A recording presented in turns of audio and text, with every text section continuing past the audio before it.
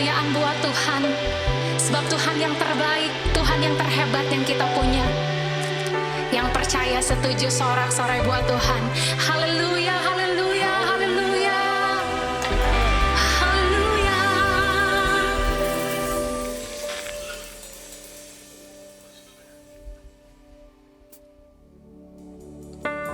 You are the word at the beginning. One with God the Lord Most High. Your hidden glory in creation, now revealed in you, our Christ. What a beautiful name it is. What a beautiful name it is. The name of Jesus Christ, my King. What a beautiful name it is. Nothing compares to this. What a beautiful name it is. The name of Jesus. Amen.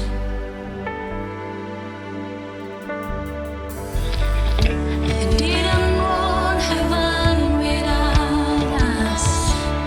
So Jesus, you brought heaven down. Thank you, Jesus. My sin was great, your love was greater. What could separate us now? What a wonderful name it is. What a wonderful name it is. The name of Jesus Christ, my King. What a wonderful name it is. Nothing compares to this. What a wonderful name it is. The name of Jesus. Nothing compares to you, Jesus.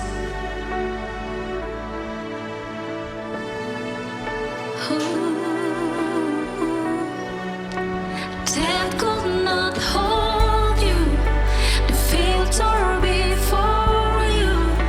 Silence the boast of sin and grave. The heavens are roaring the praise of your glory. For you are raised to life. You have no rival. You have no rival.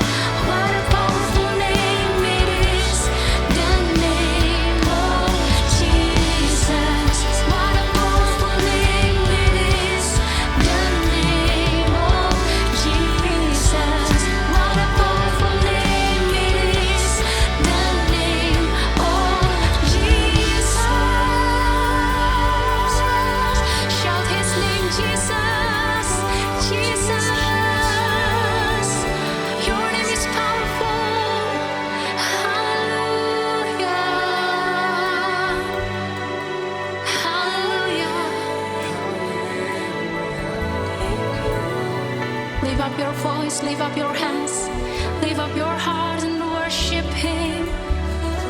He deserves of your worship.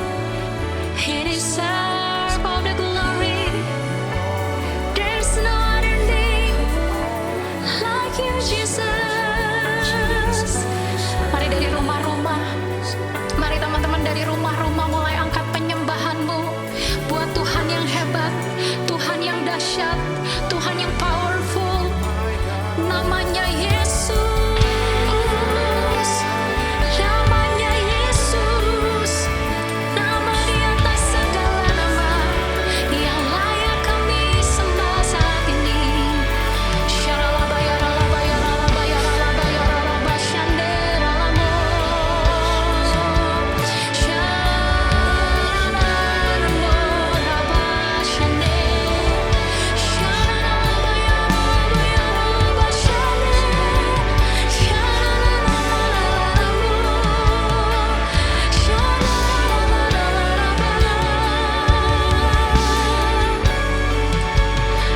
Tuhan Yesus, Dia yang sanggup buat mujizat, Dia yang sanggup buka jalan buat hidupmu saat ini.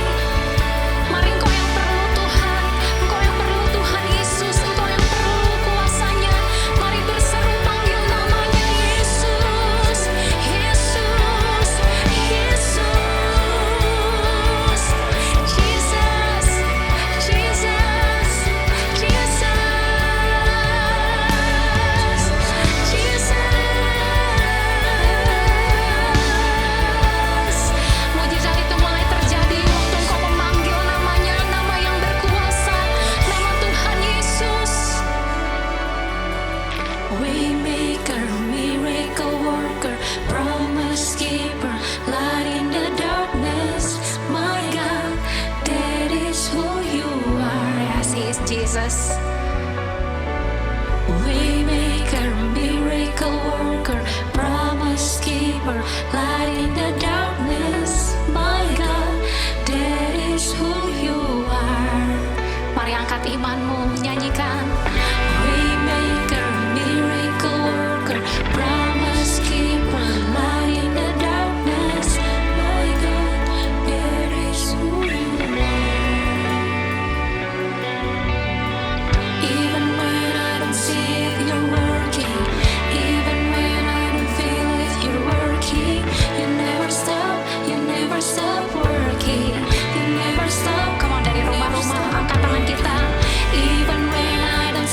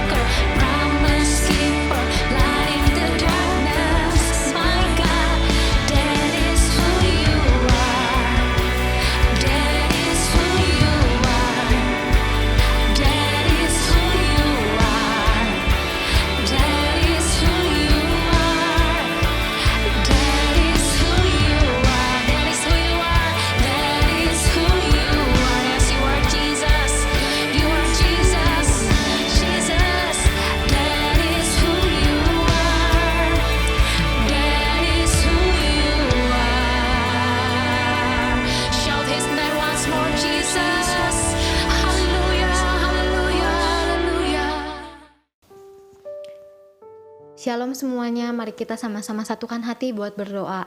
Tuhan, terima kasih Tuhan buat kesempatan yang Tuhan kasih Tuhan. Kalau kami boleh ibadah online Tuhan di Legacy Center, kami mau Tuhan, kami menghargai hadirat-Mu Tuhan waktu kami ibadah Tuhan. Kami menghormati hadirat-Mu waktu kami ibadah ya Tuhan. Kami mau sungguh-sungguh Tuhan buat ibadah online ini ya Tuhan.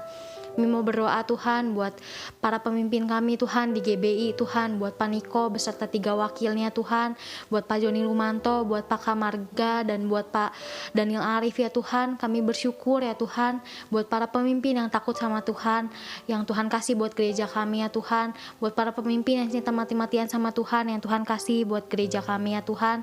Kami berdoa Tuhan biar ada hikmat, kebijaksanaan yang Tuhan kasih buat para pemimpin kami ya Tuhan, biar ada visi misi yang semakin tajam yang Tuhan kasih buat pemimpin kami, memimpin gereja kami ya Tuhan. Kami juga berdoa Tuhan buat para pemimpin kami ya Tuhan, biar ada kesehatan yang Tuhan kasih buat pemimpin kami ya Tuhan, dari ujung rambut sampai ujung kaki ya Tuhan. Tuhan yang lindungi, Tuhan yang tutup bungkus ya Tuhan. Kami mau berdoa Tuhan buat Oma Lelen dan keluarga besarnya Tuhan. Terima kasih Tuhan kalau Tuhan udah kasih Oma Lelen dan keluarga besarnya kesehatan sampai hari ini Tuhan. Tuhan juga yang tutup bungkus kemanapun Oma Lelen dan keluarga besarnya pergi. Tuhan yang urapi selalu Tuhan, biar Tuhan Oma Lelen dan keluarga besarnya Tuhan boleh jadi berkat Tuhan buat banyak orang ya Tuhan. Kami juga berdoa Tuhan buat pemimpin kami di Next Gen ya Tuhan, buat Ko Ivan dan Ko Daniel ya Tuhan. Tuhan yang urapi Tuhan pemimpin kami lebih lagi ya Tuhan. Tuhan yang kasih hikmat kebijaksanaan buat pemimpin kami boleh memimpin generasi anak-anak muda hari-hari ini ya Tuhan. Biar mereka Tuhan yang kasih hati buat lebih lagi mengasihi jemaat-jemaat, buat lebih lagi mengasihi generasi muda ya Tuhan. Biar Tuhan ada agenda yang Tuhan kasih buat mereka memimpin kami Tuhan. Visi misi yang semakin tajam yang Tuhan kasih buat generasi muda yang Tuhan kasih lewat para pemimpin kami ini ya Tuhan. Kami juga mau berdoa Tuhan buat komsel-komsel yang ada Tuhan di Legacy Center dan di GBI ya Tuhan. Kami berdoa Tuhan biar ada mentor-mentor yang mengasihi mente-mentenya Tuhan. Ada hati yang Tuhan kasih buat mentor-mentor Tuhan, buat memimpin mente-mente yang udah dipercayain sama Tuhan buat mereka pimpin ya Tuhan. Tuhan juga yang kasih hikmat buat para mentor, kasih kebijaksanaan buat para mentor ya Tuhan, buat mente-mente juga Tuhan yang kasih Tuhan mente-mente yang mau buka hati Tuhan, mau dengar-dengaran sama mentornya, mau dengar-dengaran sama perintah-Mu ya Tuhan. Kami mau berdoa Tuhan buat Indonesia ya Tuhan. Kami percaya Tuhan ada berkat yang turun yang Tuhan kasih buat Indonesia Tuhan. Kami percaya Tuhan ada pemulihan Tuhan buat Indonesia ya Tuhan. Kami percaya Tuhan yang bakal ilangin COVID Tuhan di Indonesia ya Tuhan. Kami sungguh percaya Tuhan ada berkat yang akan turun Tuhan buat Indonesia ya Tuhan.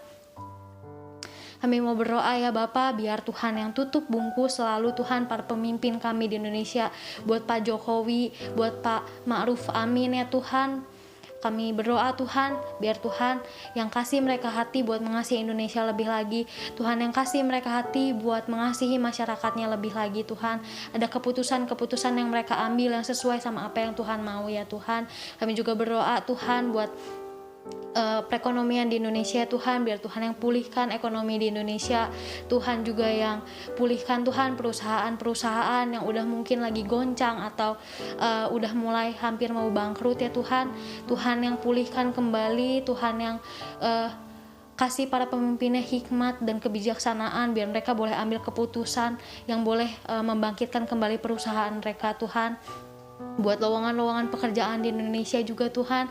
Tuhan yang bukakan lowongan-lowongan pekerjaan di Indonesia Tuhan, buat orang-orang yang sekarang lagi cari kerja Tuhan, atau yang kemarin-kemarin baru di PHK ya Tuhan. Tuhan yang bukakan Tuhan lowongan-lowongan pekerjaan Tuhan. Kalau Tuhan buka pintu Tuhan, gak ada satu orang pun yang bisa tutup pintu ya Tuhan. Kami percaya ya Tuhan. Tuhan yang pulihkan Indonesia ya Tuhan, di dalam nama Tuhan Yesus Tuhan. Kami mau berdoa Tuhan buat Pentakosta ketiga Tuhan. Kami rindu Tuhan pakai kami Tuhan di Pentakosta ketiga ini Tuhan.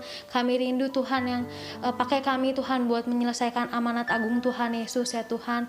Kami mau Tuhan, kami yang Tuhan pakai Tuhan di Pentakosta ketiga ini Tuhan, pencurahan Roh Kudus terbesar dan terakhir di zaman sekarang ini ya Tuhan. Kami mau Tuhan kemuliaan Tuhan yang dinyatakan Tuhan. Kami mau Tuhan yang dibesarkan ya Tuhan. Tuhan kami juga berdoa Tuhan buat jemaat kami ya Tuhan. Kami berdoa Tuhan, Tuhan yang kuatkan Tuhan setiap jemaat kami Tuhan, Tuhan yang tahu pergumulan dari jemaat kami ya Tuhan, apapun Tuhan yang lagi dialami oleh jemaat kami, Tuhan yang tahu kondisi hati jemaat kami ya Tuhan, biar Tuhan yang tambahkan Tuhan kedewasaan Tuhan buat para jemaat kami Tuhan, boleh menerima keadaan yang emang Tuhan izinin buat mereka alami ya Tuhan, boleh dapat hikmat yang dari Tuhan, boleh juga dapat pelajaran yang Tuhan kasih buat setiap mereka ya Tuhan. Kami juga berdoa Tuhan buat jemaat-jemaat kami yang baru mengalami kehilangan Tuhan atau ditinggal orang-orang yang mereka kasihi ya Tuhan. Tuhan yang kasih mereka kekuatan, Tuhan yang kasih mereka hati yang berbesar hati, boleh terima semuanya ya Tuhan. Tuhan yang hibur mereka Tuhan. Kami percaya Tuhan sayang sama mereka, Tuhan mengasihi mereka ya Tuhan. Kami mau berdoa Tuhan kalau hari ini Tuhan, kami mau dengerin firman Tuhan. Kami mau Tuhan apapun yang pembicaranya nanti sampaikan Tuhan, itu sesuai sama apa yang Tuhan mau, itu sesuai sama isi hatinya Tuhan, dan boleh jadi rema Tuhan buat kehidupan setiap kami ya Tuhan. Tuhan yang bukakan hati setiap kami, Tuhan yang jamah hati setiap kami Tuhan, biar kami boleh diubahkan Tuhan, dan kami boleh selalu menyenangkan hatinya Tuhan. Terima kasih Tuhan buat hari ini, kami mau mendengarkan firman-Mu ya Tuhan, dalam nama Tuhan Yesus kami berdoa dan mengucap syukur dalam nama Tuhan Yesus, amin. Shalom Legacyers, jumpa lagi. Kali ini dalam seri yang kedua, kita akan bahas mengenai how to handle blessing. Minggu lalu kita belajar tentang how we handle crisis. Gimana kita bisa mengatasi masa-masa kritis. Tetapi hari ini kita akan belajar how to handle blessing. Bukan cuma masa krisis yang kita harus handle, tetapi juga kita harus bisa menghandle saat kita diberkati, saat kita mendapatkan berkat Tuhan. Nah, namun sebelum kita masuk how to handle, kita perlu tahu dulu, sebetulnya blessing itu apa? Banyak orang berpikir blessing atau berkat Tuhan itu langsung konotasinya adalah kepada uang, materi, kekayaan. Sebetulnya itu sangatlah keliru. Berkat Tuhan yang sesungguhnya, berkat Tuhan yang terbesar bukanlah uang, bukanlah keuntungan, tetapi berkat yang terbesar itu adalah keselamatan dan kehidupan kekal. Sebab itu yang Tuhan pertama perhatikan dalam rencana keselamatan Allah bagi setiap kita.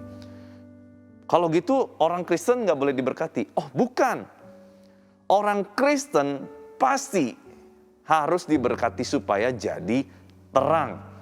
Tapi masalahnya berkatnya jangan selalu konotasinya uang. Karena kalau kita konotasinya terus uang, waktu kita ikut Yesus lalu ternyata kita nggak diberkati, dalam tanda kutip, nggak jadi lebih banyak uangnya, nggak jadi lebih banyak asetnya, maka kita akan kecewa dan tinggalkan Yesus. Karena kita pikir ikut Yesus, uang kita akan bertambah. Karena berkatnya konotasinya uang. Salah. Tetapi justru konotasi uang, konotasi berkat itu janganlah ke uang, janganlah materi, tetapi keselamatan, kehidupan kekal. Yang lain-lainnya itu adalah bonus yang Tuhan berikan. Semakin kita dapat dipercaya, Tuhan dapat percayakan lebih, ya bonusnya lah lebih, begitu saudara ya. Jadi kita paham sekarang bahwa konotasi kita tentang berkat janganlah bicara terus cuman tentang uang ataupun materi. Matius 6 ayat 33-34 bilang gini. Tetapi carilah dahulu kerajaan Allah dan kebenarannya, maka semuanya. Nah, kata semuanya dalam terjemahan bahasa Inggris dikatakan adalah all your everyday human concern. Semua hal-hal yang engkau concernkan in your daily life, dalam kehidupan sehari-harimu, apapun itu. Engkau yang sedang study, mungkin engkau sedang concern dengan studimu. Engkau yang punya pekerjaan atau baru bekerja di dalam sebuah perusahaan, engkau concern dengan pekerjaanmu. Everything, everyday human concern, ya, itu dikatakan semua yang dikonsernkan oleh manusia dalam kehidupan sehari-harinya akan ditambahkan kepadamu. Ditambahkan artinya adalah additional, bukan yang primary, bukan yang utama, tetapi ditambahkan. Kenapa bisa ditambahkan? Karena kita menjadi orang-orang yang mencari kerajaan Allah, kepentingan Tuhan, ya. Apa sih? Carilah kerajaan Allah. Carilah kerajaan Allah itu artinya mencari kepentingannya Tuhan. Tuhan mau apa dalam hidupku? Tuhan mau apa dalam destiniku? Tuhan mau apa dalam studiku? Itu adalah mencari kerajaan Allah dan kebenarannya.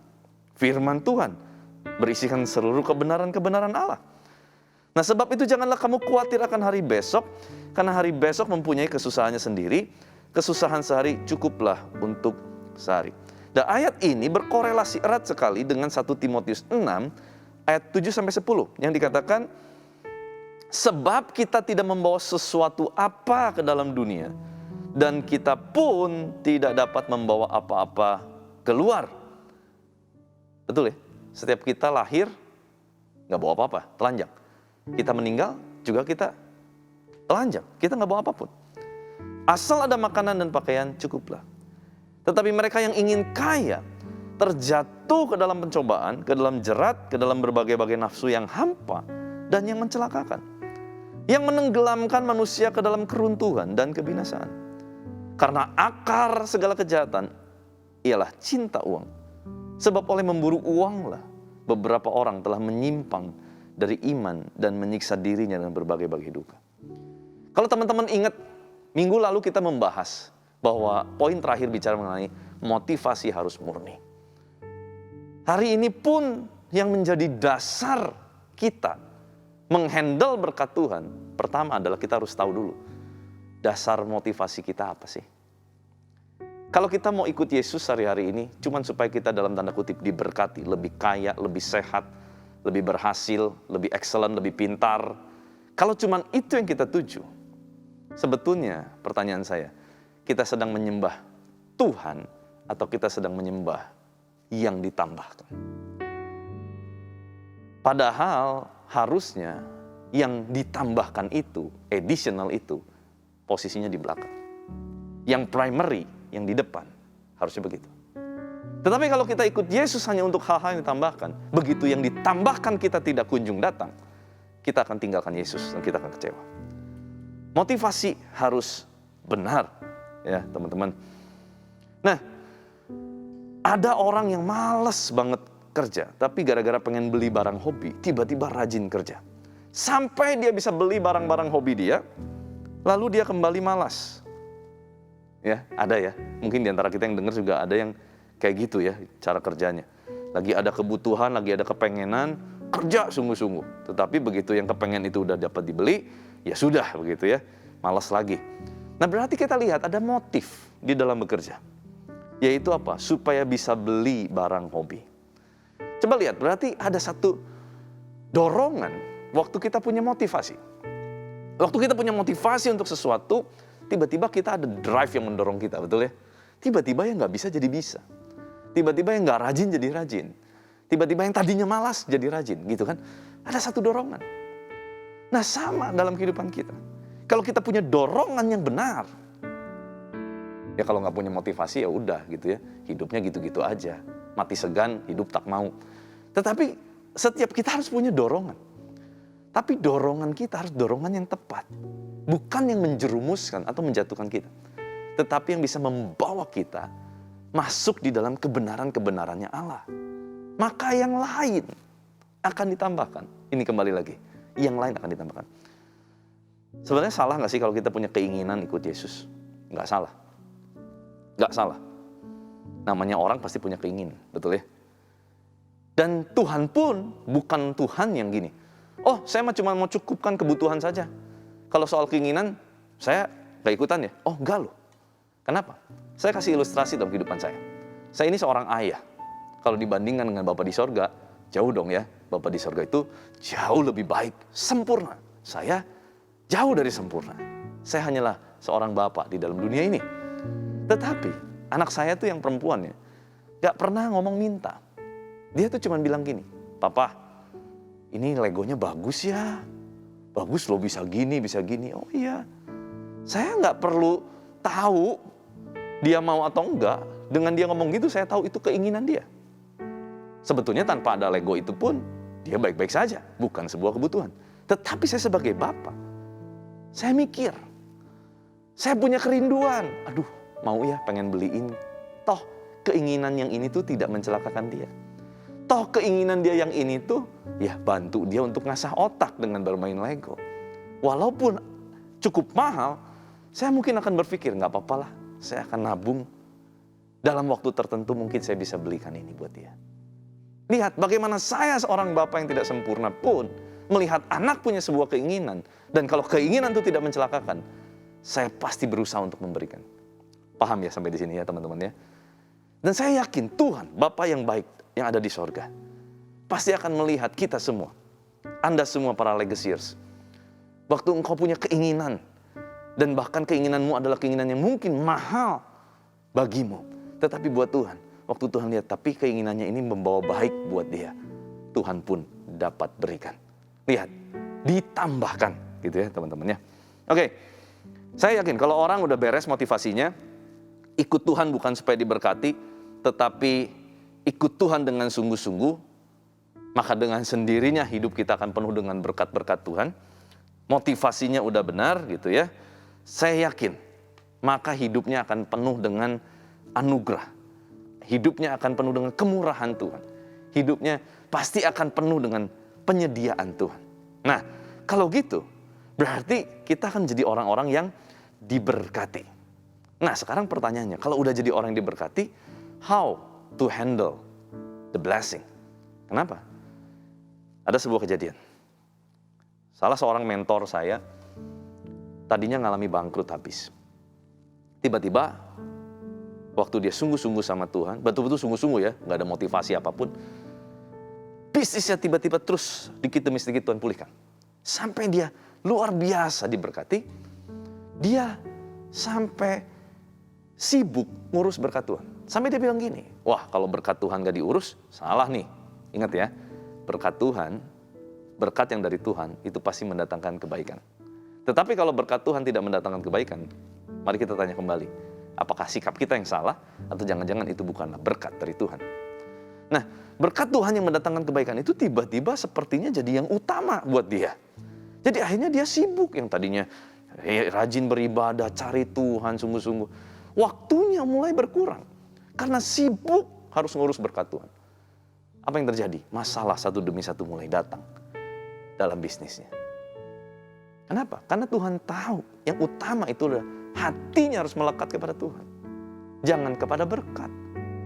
Masalah datang, kenapa? Karena ada celah yang terbuka. Akhirnya apa? Bingung sendiri. Kok berkat Tuhan jadi banyak masalah? Nah ini kan bukan salah berkatnya, tetapi salah sikap hatinya. Nah sikap hatinya itu harus diberesin. Dia sadar, dia tertegur. Lalu dia bilang, wah saya berdosa sama Tuhan. Saya salah menyikapi berkat Tuhan. Akhirnya dia kurangin porsi dia untuk ngurus berkat Tuhan.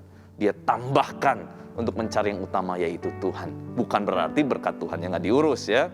Tetapi kembali kepada porsi yang benar, yaitu Tuhan yang utama.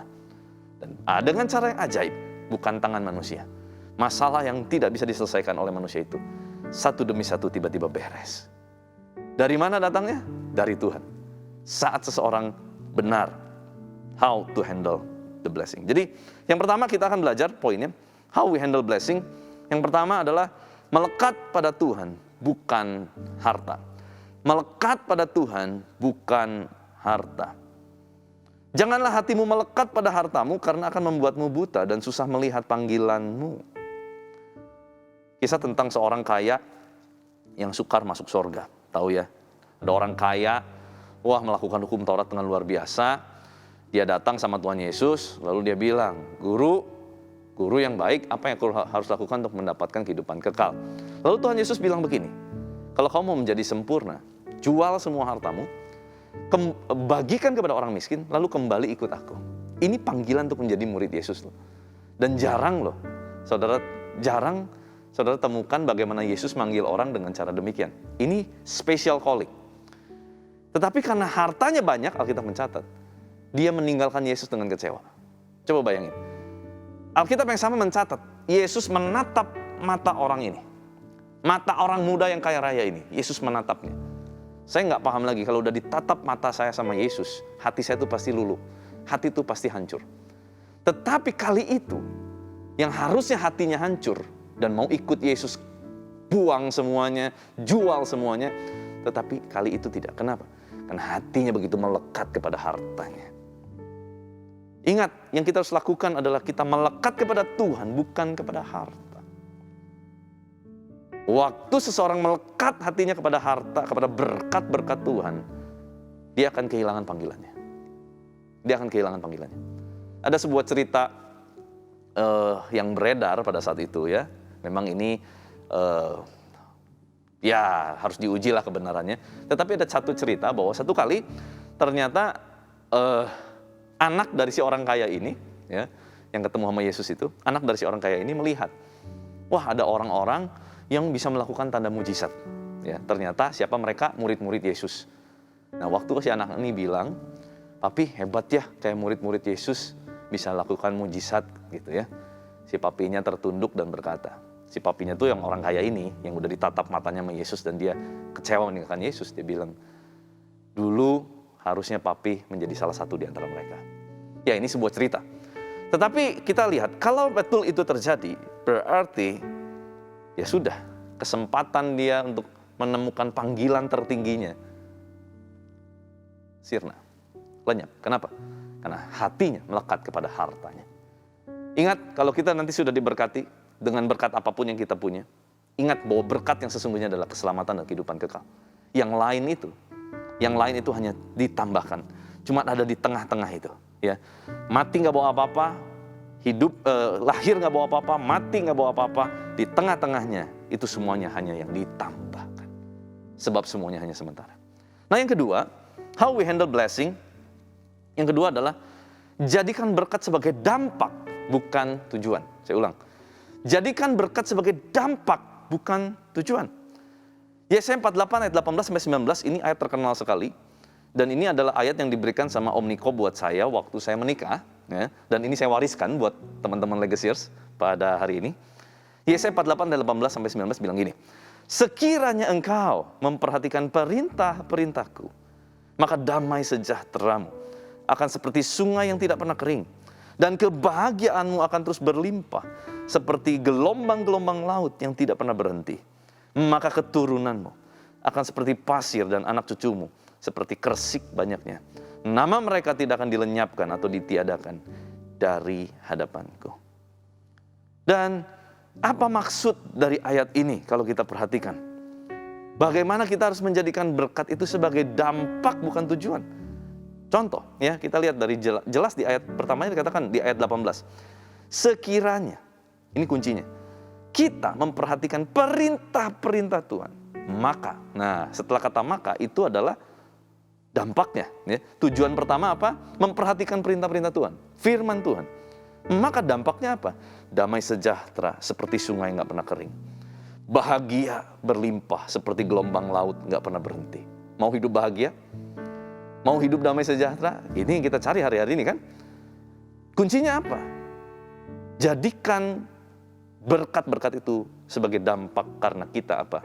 Tujuan kita mencari perintah-perintah Tuhan. Memperhatikan perintah-perintah Tuhan. Bahkan Tuhan berikan juga dengan keturunan-keturunan. Dan terus ada di hadapan Tuhan. Wow, ini sesuatu yang dahsyat luar biasa. So yang kedua, jadikanlah berkat bukan sebagai tujuan, tetapi sebagai dampak karena kita memperhatikan perintah-perintah Tuhan. Yang ketiga, yang terakhir, how we handle blessing. Yang ketiga adalah belajarlah membagi bakul. Belajarlah membagi bakul. 2 Korintus 9 ayat 10, Ia, maksudnya Tuhan, yang menyediakan benih bagi penabur dan roti untuk dimakan. Lihat, ada benih untuk ditabur, ada roti untuk dimakan. Ia juga yang akan menyediakan benih bagi kamu dan melipat gandakannya dan menumbuhkan buah-buah kebenaranmu. Jadi lihat di sini dikatakan bahwa kita perhatikan bagaimana kita membagi bakul kita. Waktu kita mendapat berkat, kita perlu tahu apakah berkat-berkat ini, ya contohlah yang sederhana, salah satu berkat Tuhan adalah uang gitu ya. Kita mendapat uang, kita mendapat kekayaan karena kita bekerja sungguh-sungguh, karena kita mungkin juga ada orang memberikan berkat kepada kita, apapun itu. Nah setelah kita diberkati, jangan semuanya dimakan.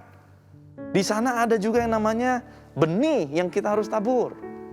Nah, maka waktu kita terima berkat, kita harus berdoa, Tuhan, kira-kira dari berkat ini, berapa yang saya harus tabur? Nah, kalau Tuhan belum ngomong, bukan berarti kita makan semua berkat Tuhan.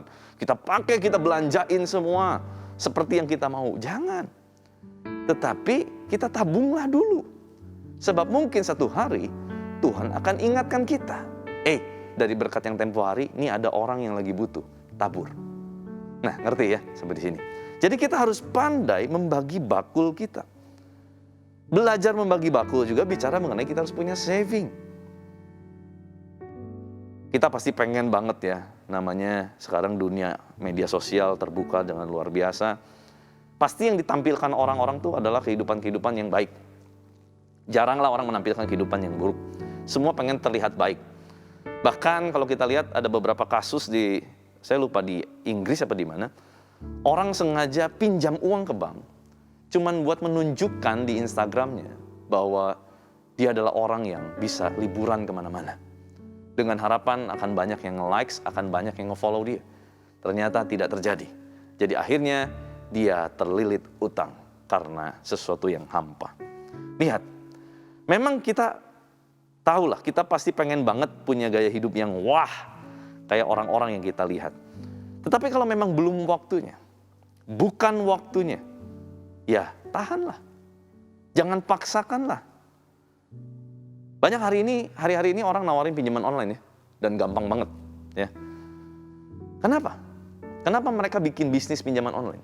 Karena mereka tahu keadaan sekarang mendukung mereka untuk bikin bisnis itu. Karena akan banyak orang yang pinjam. Kalau nggak ada yang mau pinjam kan mereka nggak akan bikin bisnis itu. Betul ya? Nah itu yang bahaya. Banyak kali kita harus gini, utang pada dasarnya ada dua jenis. Utang produktif, utang konsumtif. Utang produktif itu artinya kita berutang ke sebuah institusi, misalkan ke bank, untuk apa? Untuk dijadikan modal bisnis. Sehingga uang yang kita terima dari hutang itu, kita putar dengan harapan keuntungan yang didapat dari bisnis itu melebihi bunga yang kita harus bayarkan. Maka itulah yang disebut dengan sisanya adalah keuntungan dalam bisnis yang modal dasarnya adalah utang. Betul ya? Jadi itu utang produktif. Nah, utang produktif masih banyak kemungkinannya, ada kemungkinannya untuk utang itu dapat dikembalikan. Tetapi kalau utang konsumtif yang artinya utang kepada pihak tertentu, tetapi digunakan bukan untuk bisnis yang akan menghasilkan uang, tetapi digunakan untuk gaya hidup. Nah, ini celaka. Digunakan untuk makan, digunakan untuk sesuatu yang konsumtif. Ini berbahaya. Kenapa? Kita pasti nggak akan bisa kembalikan. Boro-boro pokoknya, bunganya aja kita nggak akan bisa balikin. Ini yang sangat berbahaya. Makanya akan terlilit utang piutang. Lalu apa yang terjadi? Satu demi satu akan dibawa, ya. Satu demi satu akan disita, gitu kan. Dijaminkan nama baik, dijaminkan. Karena pasti nama baik jadi jelek. Kenapa? Karena kita nggak bisa bayar utang. Lalu yang ada mungkin akan satu demi satu diambil sama pihak lembaga yang menyediakan utang tersebut. Lihat bagaimana mengerikannya kalau kita tidak waspada. Tetapi Tuhan mengajar kita, anak-anak Tuhan bukanlah hidup dari utang. Tetapi anak-anak Tuhan akan hidup memiutangi orang. Artinya Tuhan akan kasih cara yang ajaib supaya kita betul-betul tidak perlu untuk berhutang, tetapi hidup di dalam berkat Tuhan. Caranya gimana? Ya kita harus belajar mencukupkan, belajar membagi bakul, belajarlah untuk kita punya membagi dalam kehidupan kita itu, keuangan kita dengan baik, berkat-berkat kita bagi dengan baik, supaya berkat tidak menjadi masalah di kemudian hari. Saya tutup dengan kisah ini. Satu kali ada seorang nabi, dari golongan para nabi, istrinya, karena suaminya udah meninggal, suaminya ini nabi, pada zaman Nabi Elisa. Dan ternyata waktu itu istrinya datang kepada Elisa dan berkata, "Tuanku, suamiku ini meninggal, yang adalah nabi, dan dia meninggalkan utang. Nah sekarang, karena saya nggak bisa bayar, anak saya harus dibawa sebagai jaminan." Pada zaman itu, anak adalah jaminan dari utang. Saya nggak mau anak saya dibawa, saya harus lakukan apa? Nah, Elisa bilang, kamu punya apa di rumah? Kumpulin bisa nggak? Buli-buli, kosong. Oke, akhirnya dia cari dari semua tetangganya, dia cari, dia kumpulin. Dia kumpulin, lalu Elisa kasih dia pesan. Ya, dikatakan, pergi minta bejana-bejana dari luar, daripada segala tetanggamu, bejana kosong, tetapi jangan terlalu sedikit. Kemudian masuklah, tutuplah pintu sesudah engkau dan anak-anakmu masuk. Lalu tuanglah minyak itu ke dalam segala bejana. Mana yang penuh, angkatlah. Singkat cerita, mujizat terjadi. Ya, mujizat terjadi. Buli-buli kosong itu semuanya penuh dengan minyak sampai bulinya udah nggak ada lagi. Minyak itu berhenti dituangkan. Nah, tapi menarik sekali adalah perkataan Elisa. Setelah dia mendapat berkat yang luar biasa itu, Elisa bilang begini sama perempuan ini. Dikatakan, pergilah perempuan itu memberitahukan kepada abdi Allah, dan orang ini berkata, pergilah, kata Elisa ya, pergilah, juallah minyak itu, bayarlah hutangmu, dan hiduplah dari lebihnya, engkau serta anak-anakmu. Lihat, Elisa memberikan prioritas kepada perempuan ini, yang sekarang sudah punya minyak, tapi dalam keadaan hutang. Ya, dikatakan, jual minyak itu, bayarlah hutangmu. Berarti yang pertama adalah kita harus bayar kewajiban kita. Jangan hidup dari hutang, tapi bayarlah hutang kita. Baru hiduplah dari lebihnya. The first thing first yang kita harus lakukan, bayarlah kewajiban kita. Bayarlah kewajiban kita kepada Tuhan. Bayarlah kewajiban kita kepada manusia. Sehingga berkat Tuhan tidak menjadikan kita rusak, tetapi menjadikan kita tetap ada di dalam keberhasilan. Baru hidup dari sisanya. Setelah semua tercukupi, punya tabungan, baru sisanya untuk gaya hidup. Jangan dibalik. Jangan jadikan gaya hidup yang utama, sekalipun hidup dari hutang, itu celaka. Baik, kita akan akhiri ibadah kita pada hari ini. Izinkan saya berdoa buat saudara semua. Tuhan, terima kasih. Hamba-Mu selesai, tetapi Engkau belum selesai. Kau yang terus memberikan pertumbuhan hari lepas hari kepada setiap kami. Mengajar kami dalam segala ketidakmengertian kami. Tuhan, tuntun kami. Buat kami memahami apa yang harus kami lakukan langkah-langkah ke depan. Dan buat kami juga Tuhan menjadi orang-orang yang bijaksana. Bagaimana kami mengatasi, bagaimana kami menghandle, bagaimana kami mengorganize berkat-berkat Tuhan dalam kehidupan kami. Supaya berkat Tuhan tidak menjadi celah buat kami, tetapi boleh memuliakan nama Tuhan. Dan banyak jiwa boleh dimenangkan karena Engkau memberkati kami dan kami menjadi saluran berkat buat banyak orang. Terima kasih Bapa. Berkati semua kru yang sudah terlibat, semua imam-imam musik, para pemuji dan penyembah, dan semua tim yang boleh terlibat. Tuhan berkati sehingga ibadah hari ini boleh berjalan dengan baik. Kami juga berdoa Tuhan setiap jemaat-Mu, umat-Mu, para legacyers, mereka yang sedang sakit Tuhan jamah sembuhkan. Mereka yang sedang lemah Tuhan berikan kekuatan. Mereka yang sedang bimbang dengan masa depan, Tuhan buka langkah demi langkah supaya mereka dapat berlangkah dengan kepastian. Mereka yang sedang ada di dalam kekhawatiran, Tuhan angkat kekhawatiran mereka dan Tuhan gantikan dengan damai sejahtera. Demikian mereka juga Tuhan mungkin yang ada sedang dalam keadaan masa sulit, kehilangan pekerjaan dan butuh pekerjaan. Tuhan, kiranya hikmat-Mu saat ini tercurah sehingga mereka mengetahui rencana-rencana ilahi-Mu yang besar dan menjadikan mereka adalah pribadi-pribadi yang berbeda. Orang melihat ada satu kemurahan Tuhan dalam kehidupan mereka, dan Tuhan berikan pekerjaan-pekerjaan sesuai dengan apa yang mereka butuhkan. Terima kasih Tuhan, sebab Engkau adalah Allah yang baik. Engkau selalu baik hari ini sampai selama-lamanya. Kami sebentar juga akan mengakhiri ibadah kami, mengangkat kedua tangan, membuka hati kami. Tuhan memberkati dan melindungi-Mu. Tuhan menyinari wajahnya kepadamu dan memberi Engkau kasih karunia. Tuhan menghadapkan wajahnya kepadamu dan memberi Engkau damai sejahtera. Kekasih Kristus, terimalah berkat yang terbaik dari Bapa di sorga. Cinta kasih dari Tuhan Yesus Kristus, persekutuan dengan Roh Kudus menyertai Anda dan saya mulai dari hari ini, Maranatha, bahkan sampai selama-lamanya. Yang sudah menerima berkat Tuhan, sama-sama kita bilang, amin. God bless you. Dalam lindungan Allah. Orang yang duduk dalam lindungan yang maha tinggi dan bermalam dalam naungan yang maha kuasa akan berkata kepada Tuhan, tempat perlindunganku dan kubu pertahananku, Allah Allahku yang kupercayai. Sungguh, Dialah yang akan melepas engkau dari jerat penangkap burung, dari penyakit sampar yang busuk. Dengan kepaknya, Ia akan melindungi engkau. Di bawah sayapnya, engkau akan berlindung. Kesetiaannya ialah perisai dan pagar tembok. Engkau tak usah takut terhadap kedahsyatan malam, terhadap panah yang terbang di waktu siang, terhadap penyakit sampar yang berjalan di dalam gelap, terhadap penyakit menular yang mengamuk di waktu petang. Walau 1000 orang rebah di sisimu dan 10.000 di sebelah kananmu, tetapi itu tidak akan menimpamu. Engkau hanya menontonnya dengan matamu sendiri dan melihat pembalasan terhadap orang-orang fasik. Sebab Tuhan ialah tempat perlindunganmu, yang maha tinggi telah kau buat tempat perteduhan